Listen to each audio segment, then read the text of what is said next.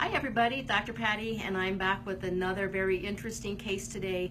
We're going to be talking about oral hematomas, or as I've heard it called by many clients on the phone, looks like my dog has a pillow ear.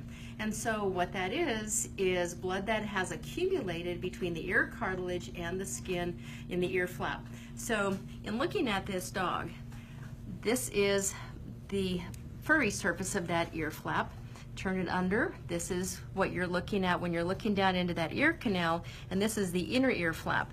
And you can appreciate how swollen and very pillow-like that ear flap is. So in looking down at that ear canal, you can also appreciate how red and how swollen and a lot of the discharge that is coming up out of that ear. And given how this ear smells, this is a very distinct odor of yeast and a very distinct bacteria. And we don't necessarily need to culture this ear. We can do what's called an ear cytology, which means we're going to take a swab of what's on here, put it on a slide, stain it with some special stain, look at it in a microscope, and know exactly how to treat this.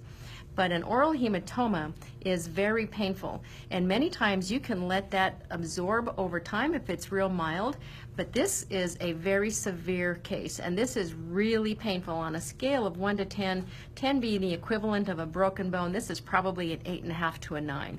And right here, there's an area that feels like it's just about to rupture on itself, so that is extremely painful.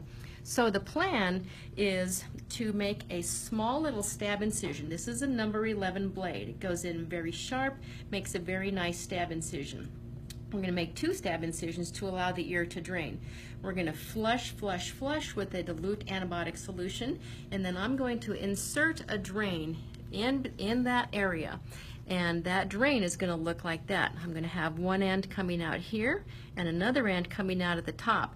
And that drain is going to allow for more of the serum and blood that's accumulating to continue to drain without it getting real puffy, real swollen.